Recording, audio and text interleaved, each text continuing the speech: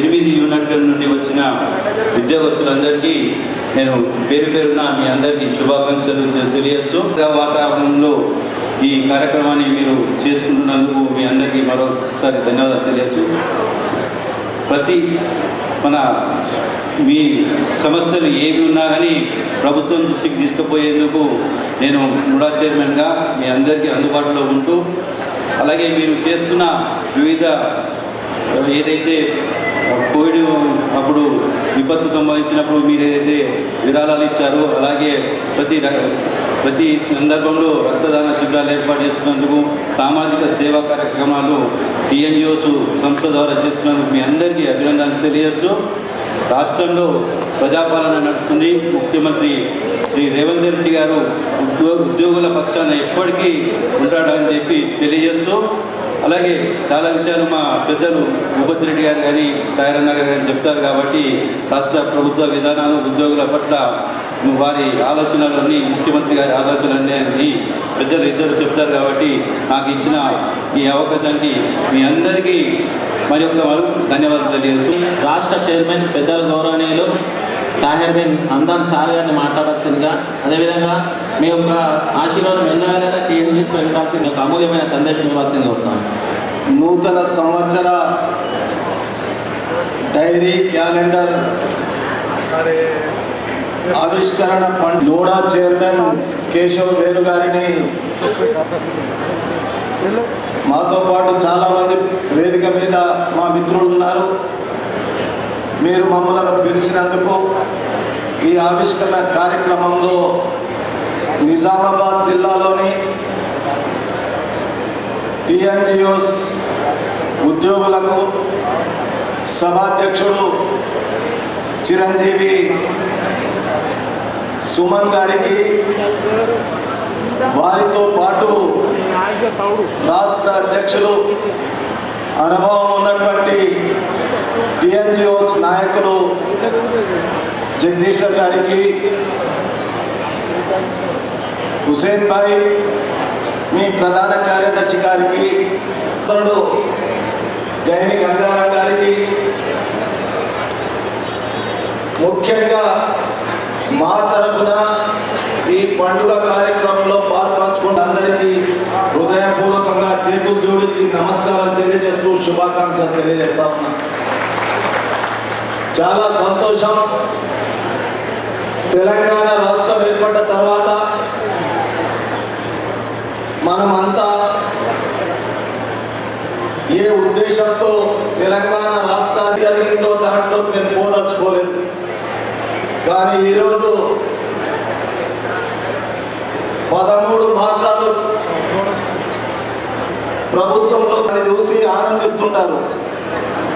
కాంగ్రెస్ ప్రభుత్వం ఈ రాష్ట్రంలో ఏర్పడ్డది మీ అందరి ఆశీర్వాదం వల్ల, 4 కోట్ల ప్రజల ఆకాంక్ష వల్ల, సోనియా గాంధీ కాంగ్రెస్ పార్టీ దయా దాక్షిణ్యాల వల్ల మనం ఈరోజు ఉన్నది ఉన్నట్టుగా మన సమస్యల పట్ల కానీ, మన అందరి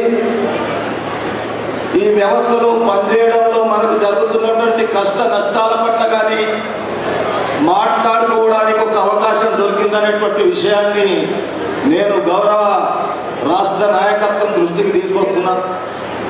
తప్పు లేదు, అడగందే అమ్మ కూడా అన్నం పెట్టది. ఈ రాష్ట్ర ప్రభుత్వం ఈరోజు రేవంత్ రెడ్డి గారి నాయకత్వాన తీసుకున్న నిర్ణయాలు మంచివే అయినా కొన్ని ఒడిదొడుకులు వస్తున్నాయి. అదేవిధంగా ఉదాహరణకు చెప్తా ఉన్నా, మీ నిజామాబాద్ జిల్లా అధ్యక్షుడు యువకుడు ఉత్తేజంగా ఉరుకులు పరుగులేస్తున్నటువంటి వ్యక్తులు, కొంచెం స్పీడ్ బ్రేకులు కూడా ఉంటాయనేటువంటి విషయాన్ని తెలియజేస్తా ఉన్నా. స్పీడ్ బ్రేకులను దాటుకుంటూ వాళ్ళ సమస్యల పట్ల నీకు ఏ అవకాశం ఉన్నా మాతో, గౌరవ శాసనసభ్యులతో, ఈ ప్రభుత్వంతో నీకు ఏది కావాలన్నా నీ ఎంబట మేము ఉంటామనేటువంటి మాట మాత్రం చెప్తా ఉన్నాం. తెలుసు ఈరోజు 10వ తేదీ తర్వాత 15వ తేదీ వరకు మీ జీతాలు వస్తుండే. ఆర్థిక వ్యవస్థ ఈరోజు రాష్ట్రంలో ఏ విధంగా ఉందో మీకు తెలియదు కాదు. కానీ ఈరోజు 1వ తారీఖు 2వ తారీఖు మీకు జీతాలు వస్తున్నటువంటి విషయాన్ని వాస్తవం అనేటువంటి మాట మీ దృష్టికి తీసుకొస్తున్నా. నాకు తెలుసు, నేను కూడా ఒక కుగ్రామంలో పుట్టినటువంటి వ్యక్తిని. పంచాయత్ రాజ్ సెక్రటరీల విషయం కామారెడ్డి అధ్యక్షుల వారు చెప్పారు. పంచాయత్ రాజ్ సెక్రటరీ రోజు ఒక దుకాణం నుండి సామాన్ తీసుకొచ్చి నడిపించేటటువంటి బాధ్యత ఆయన మీద ఉంది. ఈరోజు ఆ దుకాణం యజమాని ₹1,00,000 బాకీ కాగానే నేను ఇయ్యాలనేటువంటి మాట చెప్తాడు. దాన్ని నడిపియాల, వ్యవస్థను గాడిలో తీసుకొని నడవాలా, మంచి దారిలో నడిపియాలా. ఈ రాష్ట్రాన్ని కాంగ్రెస్ పార్టీని అధికారంలో తీసుకొచ్చినటువంటి వాళ్ళు మీరు. దాన్ని నడిపించేటటువంటి బాధ్యత రేవంత్ రెడ్డి గారి మీద ఎంతుందో మీ మీద కూడా అంతే ఉందనేటువంటి విషయాన్ని నమ్మే వ్యక్తిని నేను. అందుకొరకే రాష్ట్ర అధ్యక్షుడు పిఆర్సీ కానీ ఆయన ఇప్పుడు చెప్తాడు, ఆయన సందేశంలో ఏ అంశమైనా ముఖ్యమంత్రి గారికి ప్రతిరోజు ఆ విషయాలు తెలుస్తూ ఉన్నాయి. ఇక్కడ కూడా మనం మాట్లాడుకునేటటువంటి విషయాలు రాష్ట్ర ఇంటెలిజెన్స్, సెంట్రల్ ఇంటెలిజెన్స్ మన మధ్య ఉన్నారు. ఇప్పుడు మీరు ఏది మాట్లాడితే ఈ ప్రభుత్వ ప్రయోజనం కొరకు, ఈ రాష్ట్రంలో ప్రజా సంక్షేమం కొరకు, ఎన్జిఓస్ యొక్క బాధ్యత కొరకు మనం మాట్లాడినటువంటి ప్రతి అంశం ముఖ్యమంత్రి గారి దృష్టికి వెళ్తుందనేటువంటి విషయాన్ని మనం అందరం ఈరోజు చూస్తూ ఉన్నాం. అయితే వేరే విషయాల్లో పోకుండా మీరంతా ఇప్పుడు అన్ని డిపార్ట్మెంట్లు ఈరోజు ఇక్కడ ఉన్నటువంటి పరిస్థితి, నీటిపారుదల శాఖలో పనిచేసే అధ్యక్షుడు ఉన్నాడు, వ్యవసాయ శాఖలో పనిచేసేటటువంటి జిల్లా అధ్యక్షుడు ఉన్నాడు. ఈ రాష్ట్రానికి నీరు పంట పండించేటటువంటి బాధ్యత గల అధికారులు మా మధ్య ఉన్నారు. మాకు గర్వంగా ఉంది ఈరోజు ఈ రాష్ట్రం రేపు అభివృద్ధి చెందడంలో ముందు నడుస్తుందనేటువంటి విషయం. అందుకొరకే ఎవరి బాధ్యత వాళ్ళు నిర్వర్తిస్తూ మీ సమస్యల పట్ల, మీరు ఇందులో పొందుపరిచినటువంటి అంశాల పట్ల మాకు తెలిసేంత మట్టుకు తెలుసుకొని మా బాధ్యతగా మా గౌరవ శాసనసభ్యుల దృష్టికి, అదేవిధంగా మాకు కొంతమంది మంత్రులు రోజువారీ మేము కలుస్తూ ఉంటాం. ఉప ముఖ్యమంత్రి గారైతేనేమి, అదేవిధంగా ఉత్తమ్ కుమార్ రెడ్డి గారు రేపు ప్రభుత్వ దృష్టికి తీసుకురావడానికి ఏ ప్రయత్నం చేసినా మీ వెంబట ఉంటామనేటువంటి మాట కూడా చెప్తా ఉన్నా. ఎందుకంటే మనం అందరం ఉద్యోగస్తులు కానీ, అటు ఉపాధ్యాయులు కానీ, విద్యార్థులు కానీ, అదేవిధంగా ఈ రాష్ట్రంలో రైతాంగం కానీ బాగుంటేనే తెలంగాణ రాష్ట్రం ఏర్పడడానికి దానికి ఒక అర్థం ఉంటుందనేటువంటి విషయాన్ని గ్రహించాలి మనమంతా. నేను చెప్తున్నది తప్పే కావచ్చు, నాకున్నటువంటి జ్ఞానంతో, నాకున్న అనుభవంతో 2-3 విషయాలు మీ దృష్టికి తెచ్చాను. మీ కుటుంబంలో ఇక్కడ సగం మంది నా సోదరిమణులు ఉన్నారు. ఇల్లాలు బాగుంటేనే ఇల్లు బాగుంటుంది అనేటువంటి విషయం తెలుసు మనకు. ఇల్లాలు తన ఇంటిని ఏ విధంగా నడుపుకోవాలో ఇల్లానికి తెలుసు. అదేవిధంగా ఈ రాష్ట్రం మన అందరిది కాబట్టి మనం ముఖ్యమంత్రి రేవంత్ రెడ్డి గారికి చేదోడు వాదోడుగా ఉంటూ రేపు ఈ రాష్ట్ర ప్రభుత్వం చేస్తున్నటువంటి కార్యక్రమాలను ప్రజల్లోకి తీసుకెళ్తూ సంక్షేమ ఫలాలను వాళ్ళకు అందిస్తూ మీకు వచ్చేటటువంటి హక్కుల కొరకు మీరు తప్పకుండా పోరాడాల్సినటువంటి బాధ్యత కూడా రాష్ట్ర అధ్యక్షుడు, ప్రధాన కార్యదర్శి, జిల్లా అధ్యక్షుల వారి మీద ఉంది. అందుకొరకే నేను ఈరోజు మీకు ఉన్నది ఉన్నట్టుగా చెప్తా ఉన్నాను. రాష్ట్ర ప్రభుత్వం కొద్దిగా కష్టాల్లో ఉంది, ఆర్థిక పరిస్థితి బాగా లేదు. అందుకొరకే మొన్న మేము ముఖ్యమంత్రి గారిని కలిసినప్పుడు వారు అన్నారు, శ్రీధర్ బాబు గారు ఉండిరు ఎక్కడ, ఒక 2-3 మాసాలు మీరు కొద్దిగా ఓపిక పట్టండి, మార్చి తర్వాత మన ఆర్థిక వ్యవస్థ బాగుపడుతుందనేటువంటి విషయం చెప్పాడు. అందుకొరకే మీకు చేతులు జోడించి కోరుకుంటున్నా, ఈ వ్యవస్థను, ఈ రాష్ట్ర ప్రభుత్వాన్ని, మన కొరకు జరిగేటటువంటి కార్యక్రమాలను మీరందరూ దాంట్లో భాగస్వాములు కండి. వేరే విషయాల్లోకి పోకుండా సుమన్ చిన్నవాడైనా అన్ని జిల్లాల అధ్యక్షులు అభినందిస్తున్నారు.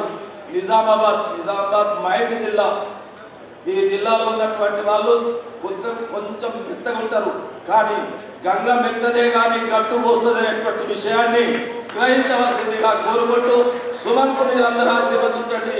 మా వంతు బాధ్యతగా కూడా మేము మీతో ఉంటామనేటువంటి మాట మా నారాయణ రెడ్డి, ప్రసాద్ మామ మీద ఉన్నటువంటి ఉద్యోగ సంఘాల నాయకులందరూ నాకు మంచి మిత్రుడు, వాళ్ళ పేరు తీసుకోలే, రేపటి నుంచి నన్ను పట్టుకుంటారు, మా పేరు ఎందుకు తీసుకోలేదని. దయచేసి సమయాభావన వల్ల జరిగినటువంటి కార్యక్రమాల వల్ల నేను ఆలస్యంగా రావడానికి కూడా నేను కాంగ్రెస్ కార్యాలయంలో కూర్చున్నాను. ఈరోజు నేను చెప్పకూడదు, ఇది ప్రజాస్వామ్య దేశం, రాజ్యాంగాన్ని రక్షించవలసినటువంటి దేశం.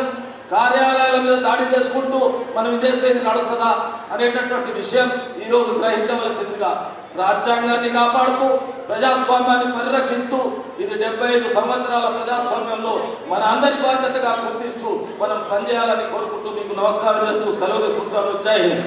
అందరినీ కూడా రమ్మనాలే, అందరినీ కూడా కూర్చోబెట్టేసి నేడు క్యాలెండర్ 2025 ఆవిష్కరణ మహోత్సవ కార్యక్రమానికి నేను పిలవగానే మరొక మాట చెప్పకుండా, తమ్ముడు ఎప్పుడు కూడా నీ వెంటే ఉంటా, ఖచ్చితంగా వస్తా అని చెప్పేసి పిలవగానే వచ్చినటువంటి పర్మిషన్ ఇచ్చిన గౌరవ నిజామాబాద్ రూరల్ శాసనసభ్యులు, నేటి ముఖ్య అతిథి పెద్దలు పూజలు గౌరవనీయులు రేగులపల్లి భూపతి రెడ్డి సార్ గారికి, అదేవిధంగా నేటి కార్యక్రమానికి విశిష్ట అతిథి, ఈరోజు నేను మాట్లాడుతున్నా అంటే ఆ అన్న యొక్క ఆశీర్వాదం, అన్న యొక్క భిక్షనే అని చెప్పేసి మీకు క్లియర్ కట్గా చేస్తూ రాష్ట్ర జేఏసీ చైర్మన్, టీఎన్జిఓస్ రాష్ట్ర అధ్యక్షులు, ఉద్యోగ ఉపాధ్యాయ కార్మిక సంఘాల జేఏసీ చైర్మన్ అన్న మారం జగదీశ్వరన్న గారికి, మరొక ముఖ్య నేత అన్నకు తమ్ముడిగా రాష్ట్ర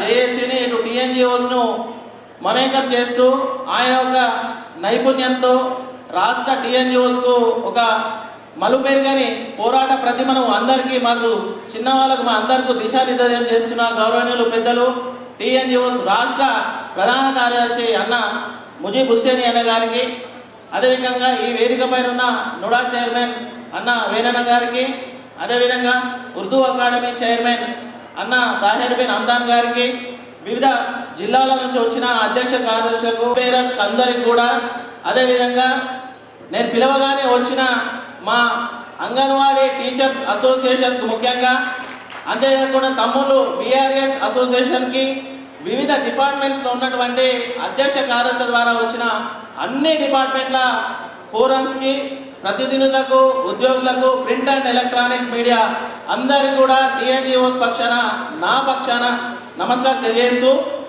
దయచేసి సమస్యల పైన అన్నవాళ్ళు మాట్లాడుతున్నారు కాబట్టి ఇక నేను సమస్యల పైన పోను. మనకు దయచేసి అన్నవాళ్ళు ఏంటంటే డిగ్నిటీస్ మాట్లాడిన తర్వాత lunch hour demonstration, lunch hour ఉంటుంది. లంచ్ తర్వాత మన రాష్ట్ర జేఏసీ చైర్మన్ కేవలం మీ యొక్క రిప్రజెంటేషన్ తీసుకురండి, మీకు అందరికీ కూడా ఒక 5 నిమిషాలు డిపార్ట్మెంట్ వారిగా సమయం ఇస్తామని తను మాట ఇచ్చినందుకు సభాపక్షణ వారికి చప్పట్ల ద్వారా స్వాగతం చేయాల్సిందిగా కోరుతా ఉన్నా.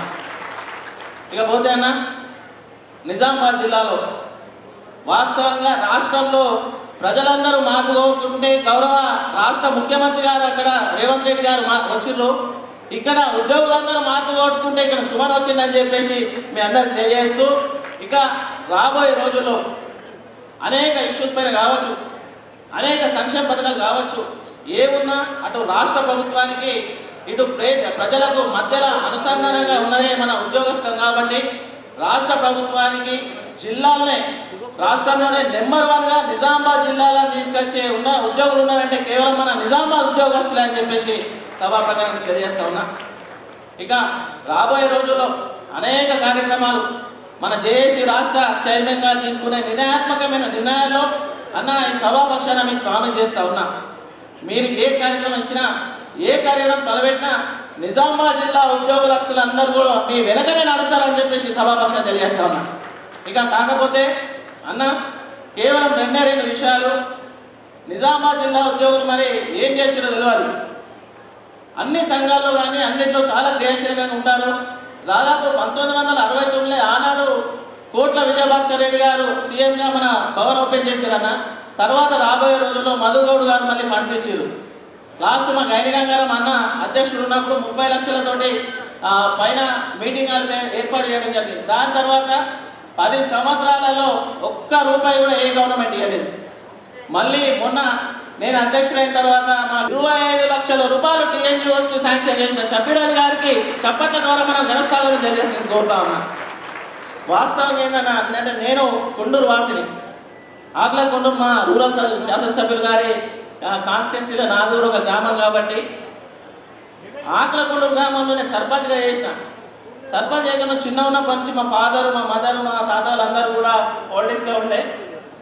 నేను వెళ్తా ఉంటే ఏం జరిగిందంటే అక్కడ ప్లాట్స్ ఇచ్చారు మా దగ్గర. దాదాపు 1983లో దాదాపు 125 ప్లాట్లు ప్రభుత్వం మంజూరు చేసింది. ఎవరిచ్చారు ఆ ప్లాట్లకు? ఎవరైనా ఇప్పుడున్నా ఎవరి దగ్గరికి వెళ్ళినా కానీ అరే ఇందిరమ్మ ప్లాట్లు ఇచ్చిందని చెప్పి గొప్పగా చెప్తా ఉంటారు గ్రామంలో. దాని తర్వాత మళ్ళీ ఈ మధ్య నేను సర్పంచ్ అయిన తర్వాత చూస్తూ ఉంటే మళ్ళీ దాంట్లో కన్స్ట్రక్షన్స్ ఆఫ్ హౌసెస్ అయినాయి.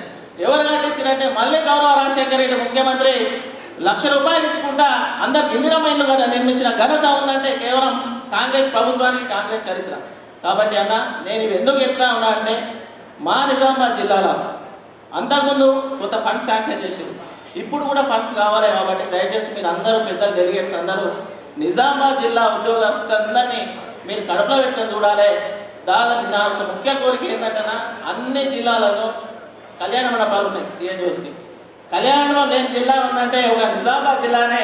మన ఎందుకో తెలియదు కానీ అన్న 81/2 సర్వే నెంబర్లో మీ కాన్స్టిట్యున్సీ ముబారక్ నగర్లో ఆల్రెడీ ల్యాండ్ ఎక్విజిషన్, ఆ ల్యాండ్ చూసినామన్నా మనం ఈ మధ్య మీకు కూడా రిప్రజెంటేషన్ ఇవ్వడం జరిగింది. కాబట్టి నిజామాబాద్ జిల్లాలో ఉన్న 10,800 మంది ఉద్యోగస్తులు వాళ్ళ ఇష్యూస్ కావచ్చు, వాళ్ళ వేరే కార్యక్రమాలు కావచ్చు, వాళ్ళ పెళ్ళిళ్ళు కావచ్చు, ఇవన్నీ జరుపుకోవాలంటే ఒక కళ్యాణ మండపం ఖచ్చితంగా నిజామాబాద్ జిల్లా కావాల్సిందిగా కోరుతా ఉన్నాం.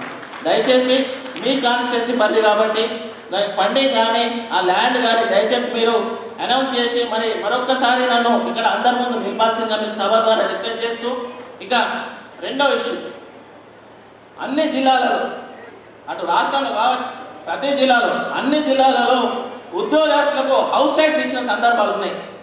హౌస్ సైట్స్ ఇచ్చిన జిల్లా ఉందంటే కేవలం అది ఒక నిజామాబాద్ జిల్లానే అని చెప్పేసి సభముగా తెలియజేస్తూ అన్న మన నిజామాబాద్ జిల్లా చుట్టుపక్కల అక్కడ ఆర్మూర్ డివిజన్లో కావచ్చు, నిజామాబాద్ డివిజన్లో కావచ్చు, ఇక మన నందిపేట డివిజన్లో కావచ్చు, 3 డివిజన్లలో కూడా అసైన్మెంట్ ల్యాండ్స్ ఉన్నాయన్న.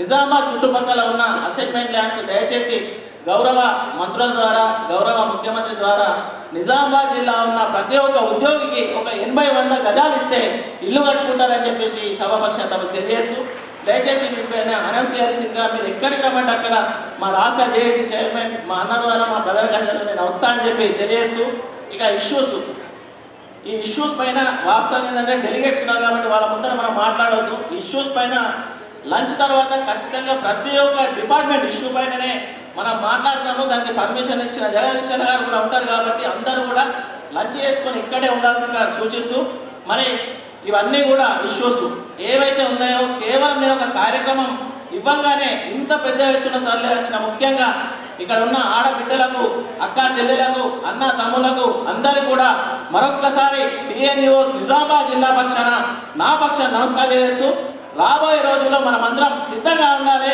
అటు గవర్నమెంట్కు మంచి పేరు తీసుకురావాలి, ఇటు మన న్యాయమైన హక్కుల డిమాండ్ల సాధనలో కూడా మనం ముందుకుండాలని చెప్పి తెలియజేస్తూ, మరి ఈ అవకాశం ఇచ్చిన అందరూ కూడా పేరు పేరున నమస్కారం తెలియజేస్తూ ముగిస్తున్నాను. జై హింద్, జై తెలంగాణ. జిల్లా స్టాండింగ్ కౌన్సిల్ సమావేశం.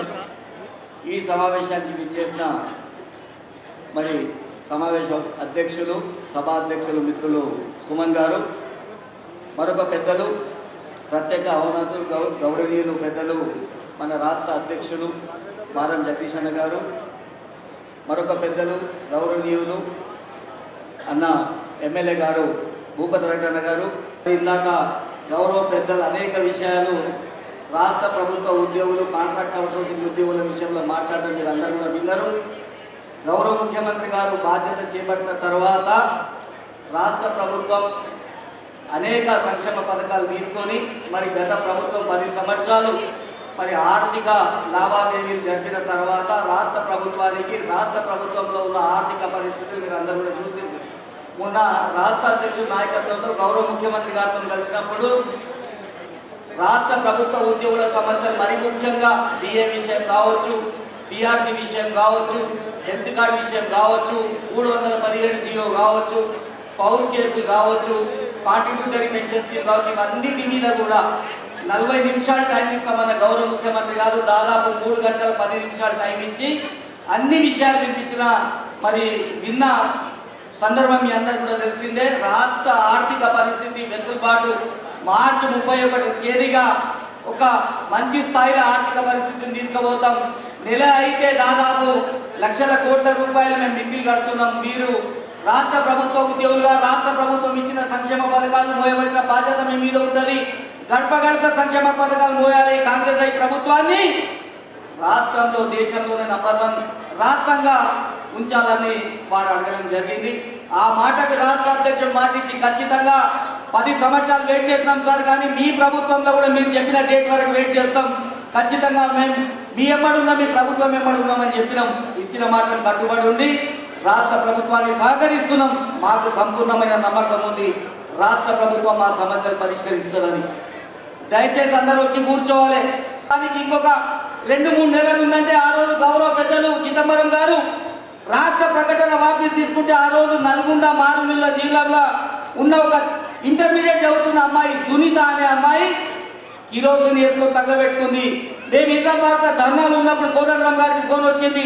నిజామాబాద్ నుంచి ఇంటర్మీడియట్ చదువుతున్న విద్యార్థిని సునీత అనే అమ్మాయిని ఉస్మానియా దవాఖానా తీసుకొచ్చిన 40% కాల్చుకుందంటే ఆ రోజు కోదండరామ్ గారు చెప్పిండ్రు, ముజీబ్ నువ్వు అర్జెంట్గా పోవాలి ఉస్మానియా జనరల్ హాస్పిటల్ కంటే. ఆ రోజు జనరల్ హాస్పిటల్ పోయినా 3వ అంతస్తులో పోయినప్పుడు చూస్తే ఆ అమ్మాయి మొత్తం కూడా పేయిపోయిన ఒక బట్ట లేదు. తల్లి ఒక పక్కన కూర్చొని రోధిస్తూ ఉంది. చూస్తే కళ్ళలో నిలబడ్డాయి. ఏమమ్మా ఇంత అఘాయిత్యం చేస్తున్నావు? ఉన్న నర్స్కి చెప్పిన ఒక బట్ట తెప్పి అమ్మ అంటే, అన్న బట్ట తెప్పేదే రాదమ్మా రాదన్నా అని చెప్పింది.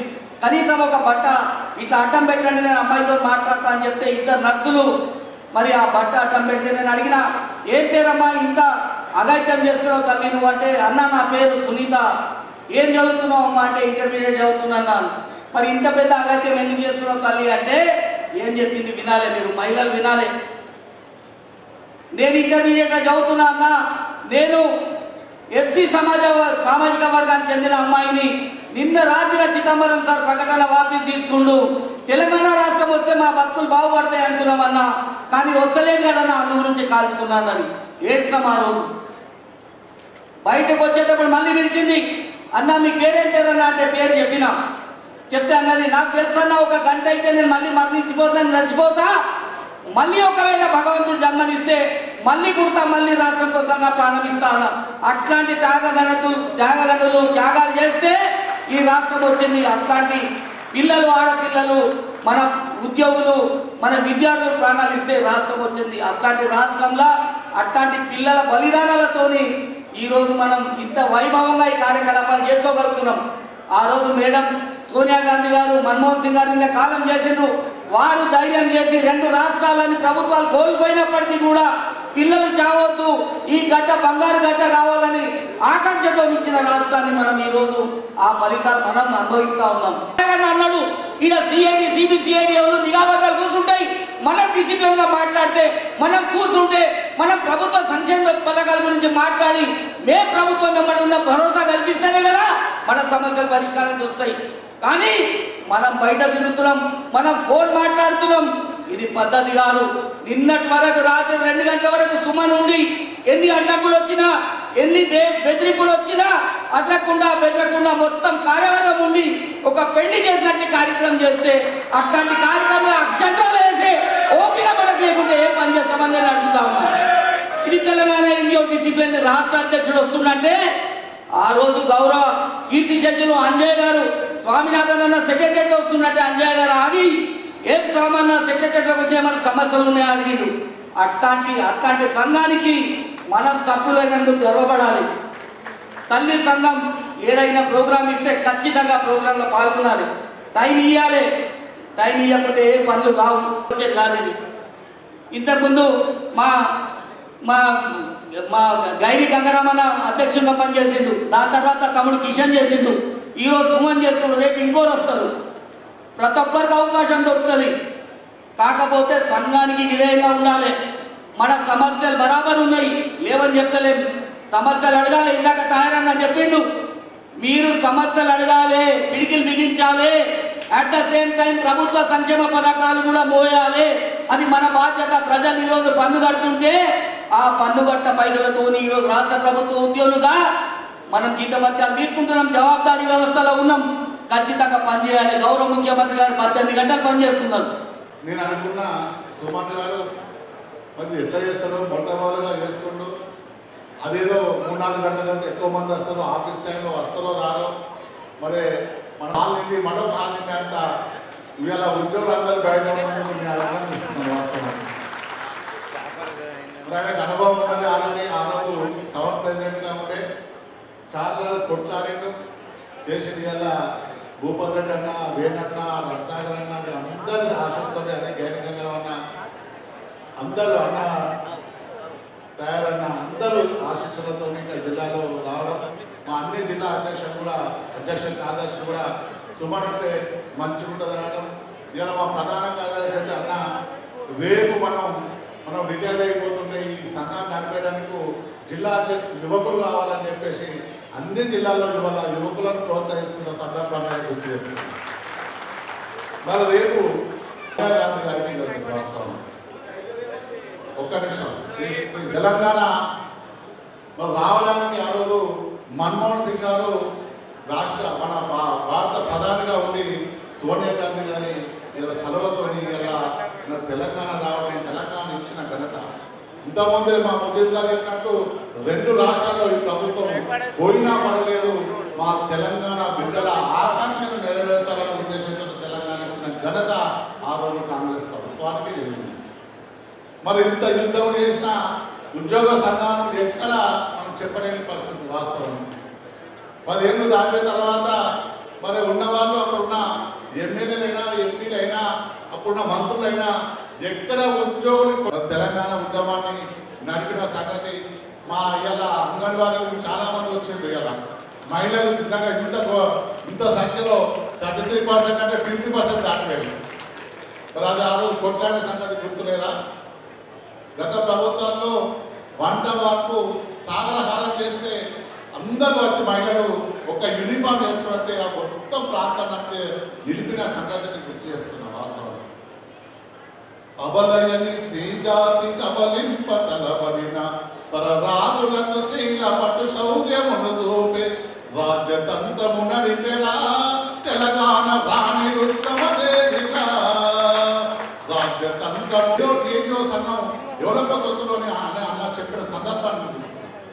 ఏ ప్రభుత్వాలు ఉంటే ఆ ప్రభుత్వాల దగ్గర పథకాలను తీసుకుపోయి ఆ ప్రభుత్వాన్ని మంచి పేరు తీసుకొచ్చి ఏకైక సంఘం కేంద్రీయ సంఘం ఉద్యోగుల సంఘం.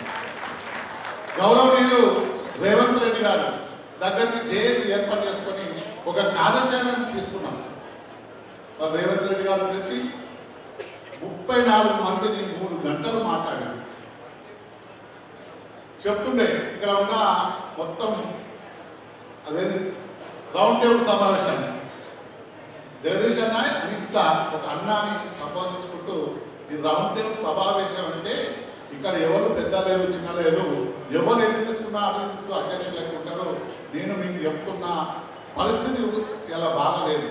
అయినా నా ఉద్యోగులందరికీ అన్ని రకాలుగా మార్చి వరకు కొంచెం వెసులుబాటు ఉంటుంది, అన్నీ ఇస్తా అని చెప్పిన ఘనత ఇలా రేవంత్ రెడ్డి గారు.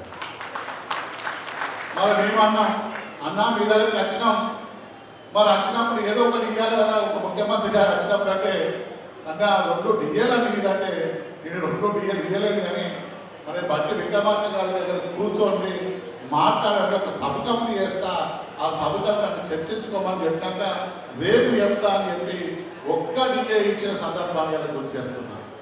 కొందరు మూర్ఖులు అంటారు ఇవాళ 5 డిఏలు ఉన్నాయి, మరి 1 డిఏ వేస్తే ఎందుకు వచ్చింది అని అడిగాడు. మరి అంతకుముందు 3 డిఏలు ఉన్నప్పుడు ఏమైంది? పెండింగ్ బిల్స్ లక్షల కోట్ల పెండింగ్ బిల్. ఇవాళ కాంట్రాక్టర్ బిల్స్ అమ్మనే ఏమన్నా మనం దాచుకున్న పైసలు మనకు రోగమో వస్తే చాలా మట్టుకు ₹1,00,000 ఉన్నాయి, చాలా మట్టుకు పడ్డాయి, ఇంకా పడవలసిన ఉన్నాయి. కాబట్టి మన అన్ని సమస్యల మార్గంగా ఇలా హెల్త్ కార్డ్ చాలామంది ఇలా ఉద్యోగాల్లో మొన్ననే కరీంనగర్లో చూసిన ఒక ఎంప్లాయీ యాక్సిడెంట్ అయితే అన్ని కాళ్ళు చేతులు అన్నీ ఇరిగి అంపశయంలో ఉన్నాడు. ఉంటే వాళ్ళ కొడుకు నాకు ఫోన్ చేసిండు, సార్ మనం ఏం చేద్దాం, ఇది మా నాన్న ఇంత ఘోరమైన పరిస్థితి ఉన్నాడు, రోజుకు ₹1,00,000 ఇలా బెడ్ ఖర్చు అని చెప్పారు. మా నాన్న బతికేటట్టు లేడు, కానీ నేను ఇంట్లో పెట్టుకుంటే నాకు చుట్టాలు అందరూ తిడతారు. ఏం చేస్తుంటే నేను హాస్పిటల్ జాయిన్ చేస్తే ఇది ఆర్థిక బలం నాకు తగ్గుద్ది, ఒక్కొక్కరు హాస్పిటల్లో ఉంటే దాదాపు 20-30 లక్షలు అవుతుంది, నా కుటుంబం వీధులు పడుతుంది అని చెప్తే నేను ఒకటి చేతులు ఎత్తేసిన. వాస్తవానికి నాకు దగ్గర వ్యక్తి డాక్టర్ గారితో మాట్లాడితే ఏమన్నాడు, పరిస్థితి బాగా లేదు, ఆర్గాన్స్ అంటే దెబ్బతిన్నాయి, ఒక 5-6 రోజులు 10 రోజులు అయితే కానీ చెప్పలేము, 10 రోజులు అంటే 10 లక్షలు, తర్వాత అన్నీ ఒక్కొక్క పార్ట్ ఆపరేషన్ చేయాలన్నారు. అంటే 50 నుంచి 60 లక్షలు అయితే ఆ కుటుంబం మీద పడుతుంది. కాబట్టి ఆ ప్లగాన్ని ఒకటి చెప్పిన బాబు దేవుడి మీద భారం వేసి చేస్తున్నా అయినా అచ్చతట్లేదు. కాబట్టి చూడు దేవుడి మీద భారం అంటే బాబు 2 రోజులలో చనిపోయిన సంగతి బాధగా అనిపిస్తుంది. ఇవాళ మా రిటైర్డ్ ఉద్యోగులు కంపాషన్ మెడికల్ ఇన్వెస్టిగేషన్ ఇస్తే వాళ్ళ తల్లిదండ్రులు ఆపదలో ఉంటే వాళ్ళ హాస్పిటల్ జాయిన్ చేస్తే మనకు వచ్చేది ఎన్ని లక్షలు 2 లక్షలు మనకు కన్నా ఎక్కువ రాదు. ఇవాళ 30 లక్షలు 40 లక్షలు బిల్లు వచ్చి ఆయన చనిపోవడే కాక ఆ కుటుంబాన్ని కూడా ఆర్థిక భారం నెట్టివేయబడుతుంది. కాబట్టి ఏం చేస్తే కూడా హెల్త్ కార్డులు ఇవ్వాలని చెప్తే ఆ ప్రభుత్వంలో ఒక జీవోను తీసుకొచ్చిండ్రు. ఆ జీవోను ఇంప్లిమెంట్ బాధ్యత ఈ ప్రభుత్వం తీసుకోవాల్సిన బాధ్యత ఉంది. సంవత్సరమైనా దాని మీద కూడా చర్చ లేని సందర్భాన్ని ఎలా చేస్తుంది. అది ఏం లేదు, గత ప్రభుత్వంలో ఏం పట్టదు, మీ ఉద్యోగులు మీకు అంతా ఫ్రీ అయ్యేలాగా హెల్త్ అని చెప్పారు.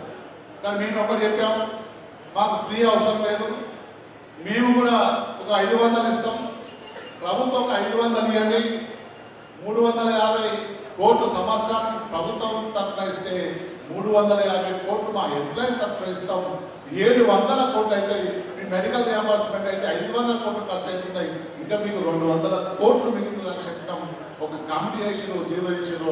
ఆ జీవోను మర్చిపోయిన సంగతి ఎలా గుర్తు చేస్తున్నాం. మరి అలా డిమాండ్ కమిటీ అని చెప్పారు, బట్టి గారు చైర్మన్గా ఉన్నారు. దాదాపు అది 2-3 నెలలు అవుతుంది. త్వరలోనే ఆ కమిటీని చెప్పి ఉద్యోగ సంఘాలను పిలిచి మాట్లాడవలసిన బాధ్యతను తీసుకోవాలి. మరి ప్రభుత్వాన్ని ఎన్నో సమస్యలు ఉన్నాయి. ఇవాళ సమస్యల సాధనలో మేమందరం ముందున్నాం. మన సంఘం చాలా గొప్పది. ఇంతకుముందు వక్తలు మాట్లాడినట్టు నిజాం ఫర్మానాతో వచ్చిన సంఘం అని. తర్వాత 56లో 2 ప్రాంతాలు తెలంగాణ, అప్పుడు హైదరాబాద్ స్టేట్ మద్రాస్ స్టేట్ 2 ప్రాంతాలు కలిపితే అప్పుడు తెలంగాణ నామినేషన్స్ ఆఫీసర్స్ అని పేరు పెట్టుకొని ఇప్పటికీ తెలంగాణ అనే పేరుతో ఉన్న ఏకైక సంఘం టీఎన్జిఓస్ అసోసియేషన్. మాకు దోస్తులు, మరి ఆ తమ్ముడు ఇక్కడ ఈ ఆర్గనైజేషన్ లీడ్ చేయడం అనేది నిజంగా చాలా సంతోషకరం. నేను ఈ విషయంలో చాలాసార్లు జగదీష్ అన్నతో కూడా మాట్లాడడం జరిగింది. చాలా డైనమిక్, మరి చిన్న వయసులోనే సర్పంచ్గా అయినాడు. మరి మన టీఎన్జిఓస్ ఆర్గనైజేషన్ మన జిల్లాలో తప్పకుండా ముందుకు తీసుకుపోతారని చెప్పి ఆ రోజు మాట్లాడడం జరిగింది. మరి నా మాట కూడా పరిశీలించి మరి ప్రెసిడెంట్గా చేసినందుకు తమను ప్రత్యేకంగా అభినందిస్తా ఉన్నాను. అదేవిధంగా చంద్రశేఖర్ శంకర్ గారు కుటుంబ సభ్యులు మీరందరూ మాకు సోదరితో సమానం. ప్రమాణ స్వీకారం చేసిందంటే అది మీ సహకారంతోనే సాధ్యమైందని చెప్పేసి, మీరు తలుచుకుంటే ప్రభుత్వానికి చెడ్డ పేరు తేగలరు, మీరు తలుచుకుంటే ప్రభుత్వానికి మంచి పేరు తేగలరు. మీరు గతంలో చూసారు తెలంగాణ ఉద్యమకారుడుగా, మరి మా గైని గంగనే ఇక్కడ నిదర్శనం. మరి ఎన్ని ఇబ్బందులకు గురైనా మన తెలంగాణ ఉద్యమకారుడు నేను కూడా, మీకు అందరు కూడా తెలుసు, జిల్లాలో హౌస్ ఆఫ్ మై ఫౌండర్స్ అందరం తెలంగాణ ఉద్యమంలో. మరి తెలంగాణ దేని కొరకు తెచ్చుకున్నాము, అప్పుడు మన ఉద్యోగాలు మనకని, మన నీళ్ళు మనకని, మన నిధులు మనకని, మరి ఒక ట్యాగ్ లైన్తో తెచ్చుకుని మీరందరూ అసలు తెలంగాణ ఉద్యమం అంటేనే టీఎన్జిఓస్ గుర్తుకొస్తారు, తెలంగాణ ఉద్యమం అంటేనే ఆర్టీసీ కార్మికులు గుర్తుకొస్తారు, తెలంగాణ ఉద్యమం అంటే మరి టీచర్లు, మరి జర్నలిస్టులు గుర్తుకొస్తారు, కళాకారులు గుర్తుకొస్తారు. అంటే అలాంటి ప్రధాన పాత్ర పోషించినటువంటి మీ టీఎన్జిఓస్ను మరి మీరు ఇప్పుడు ఇలా ఏ రెవెన్యూ డిపార్ట్మెంట్ వాళ్ళని అడిగినా, ఏ టీచర్ని అడిగినా, ఎవరిని అడిగినా గతంలో 10 సంవత్సరాలు మీకు ఏమేమి ఇబ్బందులు పెట్టినారో మీకు అందరికీ కూడా తెలుసు. అంటే గతం మర్చిపోయారు. తెలంగాణ ఉద్యమంలో మీరు అందరూ పడినటువంటి శ్రమ, మరి తెలంగాణ వచ్చిన తర్వాత 10 సంవత్సరాలలో మనం అనుకున్నది కూడా ఏది కాలేదు. కాకపోతే తెలంగాణ మొత్తం అప్పుల పాలైపోయి, కుటుంబం పాలన అయిపోయి, మరి అవినీతిమయమైపోయి మనము ఇంకా తెలంగాణ వెనుకకు పోతున్నటువంటి సందర్భంలో మరి రేవంత్ రెడ్డి గారి నాయకత్వంలో, మరి రాహుల్ గాంధీ గారి నాయకత్వంలో మేము ఎన్నికలకు వెళ్ళినప్పుడు మీరందరూ కూడా మాకు సహకరించి ఇవాళ మాకు ఓటు వేసి గెలిపించినటువంటి మన ప్రభుత్వాన్ని మళ్ళీ ప్రజాప్రభుత్వం, ఇవాళ మన ప్రభుత్వం వచ్చి 13 నెలలు అయింది. మరి 13 నెలలలో మీరందరూ కూడా విఘ్నులు, చదువుకున్నవారు, మీకు తెలుసు ఈ ప్రభుత్వం ఏమేం చేసింది. మరి వాళ్ళ ముఖ్యంగా మహిళా పక్షపాతిగా మరి ఆర్టీసీ బస్సులో ఉచితంగా ప్రయాణం చేయడమే కాదు, మరి 200 యూనిట్ల కరెంటు, అదేవిధంగా 500 రూపాయలకి సిలిండర్ ఇవ్వడం జరుగుతూ ఉంది. ఇవాళ మహిళా స్వశక్తి పేరు మీద 1,00,000 కోట్లతోని 1 కోటి మంది మహిళలను కోటీశ్వరులు చేయాలనే సంకల్పం ప్రభుత్వం తీసుకుంటుంది. ఇవాళ అదేవిధంగా పేదవారికి సన్న బియ్యం వేయడమే కాదు, అదేవిధంగా ఇవాళ ఇందిరమ్మ ఇండ్లు, అదేవిధంగా రైతులను ఆదుకోవడానికి బోనస్ కానీ మరి రుణమాఫీ ఇవన్నీ చేసినటువంటి సందర్భాలు. ఇవాళ ఒక్కొక్క డిపార్ట్మెంట్ తీసుకుంటా ఉంటే మనం ఉద్యోగం కొరకు తెలంగాణ ఉద్యమం చేసాం. ఇవాళ ఒక సంవత్సరంలోనే 60,000 ఉద్యోగాలు ఇచ్చినటువంటి ఘనత అన్ని డిపార్ట్మెంట్లో మనం రిక్రూట్మెంట్ చేసుకుంటా ఉన్నాం. పర్మిషన్ లేదు, ఇందిరా పార్క్ దగ్గర మనం ధర్నా వేసుకుంటామంటే పర్మిషన్ లేదు.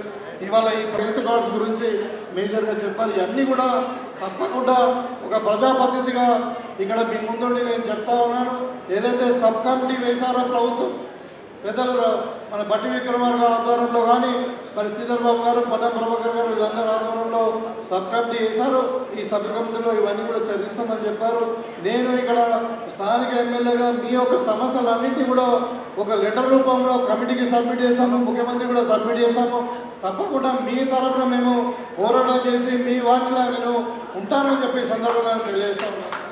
ఎందుకంటే మీరు వేరే వాళ్ళ గారు ప్రభుత్వంలో భాగమే కాబట్టి మీకు అండగా ఉండడము, మీ యొక్క సమస్యలను తీర్చడం అన్నది ఇవాళ ప్రభుత్వం యొక్క లక్ష్యం. కాబట్టి మీకు అందరూ కూడా తెలుసు, ఇప్పుడు కాంగ్రెస్ పార్టీ అధికారంలోకి వచ్చిన తర్వాత మనం నెల ఫస్ట్కే మనం జీతాలు తీసుకుంటా ఉన్నాం. ఇంకా చాలా సమస్యలు, ఉద్యోగాల సమస్యలు మనం పరిష్కరించుకున్నాం. ఇంకా కాబోయే సమస్యలు కూడా ఉన్నాయి. మీకు అందరికీ కూడా తెలుసు. ఇప్పుడు ఈయన రాజకీయం కాదు కానీ ఇవాళ గతంలో పరిపాలించినటువంటి వాళ్ళు తెలంగాణను మొత్తం అప్పులపాలు చేసి 45,000 కోట్ల రూపాయల బకాయిలు పెట్టిపోయారు. 7 లక్షల కోట్ల పైచీలకు అప్పు చేసిపోయారు. ఇవాళ జాయిన్ అయిపోయి ఫైనల్ ఇయర్ అయిపోయింది. వాళ్ళు ఇప్పుడు వేరే అమెరికానో ఇంకా వేరే దేశాలకు వాళ్ళు ఇప్పుడు పీజీ చేద్దామని అనుకుంటే వాళ్ళకు సర్టిఫికేట్ ఇవ్వట్లే కాలేజ్ వాళ్ళు. ఏంటంటే ఫీజు రింబర్స్మెంట్ ఇస్తామని చెప్పారు, ప్రభుత్వం మరి ఇవ్వలేదు. మరి ఆ ఫీజు మీరన్నా కట్టండి లేకుంటే ప్రభుత్వం అన్నా కట్టండి అంటే ఇవాళ ప్రభుత్వం పాత బకాయిలు క్లియర్ చేస్తూ ఉన్నది. ఆరోగ్యశ్రీ పథకం కింద ఉన్న బకాయిలు ఉన్నాయి, మధ్యాహ్న భోజనం బకాయిలు ఉన్నాయి. ఇట్లా అంటే ఇవాళ మనకు స్కూళ్ళు, హాస్పిటల్స్ మొట్టమొదటిగా నడిపించుకోవాల్సిన అవసరం ఉంది. లేని దగ్గర మన ఎంప్లాయీస్ కూడా పెట్టుకొని మనం ఆ స్కూళ్ళని కూడా స్ట్రెంథన్ చేసుకోవాల్సిన అవసరం ఉంది. కాబట్టి ఇవాళ 60,000 మంది మనం రిక్రూట్మెంట్ చేసుకుంటా ఉన్నాం. కొన్ని ఆర్థికంగా ఇబ్బందులు ఉన్నాయి. అందుకే మన సమగ్ర శిక్షణ అభియాన్ వాళ్ళు కూడా వీళ్ళు ఎస్ఎస్ఆర్ వాళ్ళు కూడా ఒక నెల రోజులు స్ట్రైక్ చేసినప్పటికీ వాళ్ళకు పిలిచి వాళ్ళకు కొద్దిగా సమయం ఇవ్వండి, తప్పకుండా మీకు ఈ నెల రోజుల జీతాలు కూడా ఇప్పిస్తాము, మరి తప్పకుండా మీ సమస్యలు పరిష్కరిస్తామని చెప్పి ప్రభుత్వం చెప్తే వాళ్ళు కూడా సహకరించింది.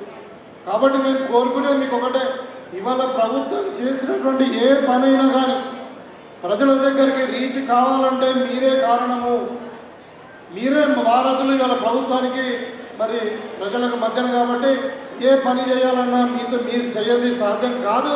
మరి మీరు తప్పకుండా ప్రభుత్వానికి అన్ని విధాలుగా సహకరించండి. ప్రభుత్వం కూడా మీ పట్ల సీరియస్గా ఆలోచించి మరి తప్పకుండా మిమ్మల్ని కాపాడుకునే బాధ్యత ప్రభుత్వం తీసుకుంటుందని చెప్పి ఈ సందర్భంగా తెలియజేస్తాను. అదేవిధంగా తమ్ముడు చెప్పాడు, ఇప్పుడు నిజంగా చెప్పిన తర్వాత నేను కూడా ఆర్డీఓని పిలిచిన తర్వాత ఇక్కడ కూపన్పల్లిలో ఒక ల్యాండ్ ఉంది, మనకు 1 ఎకరం ల్యాండ్ మీకు కళ్యాణ మండపం కట్టుకోవడానికి అమౌంట్ ఆల్రెడీ ఇవ్వమని చెప్పి ఆర్డీఓ గారు కూడా చెప్పడం జరిగింది. మరి ఆ డీటెయిల్స్ రాగానే ఒక లెటర్ కలెక్టర్ గారికి ఇస్తాను, సీసీఐలోకి ఇస్తాము. తప్పకుండా మీకు ఒక ఎకరం చాలా కాస్ట్లీ ల్యాండ్స్ మాది.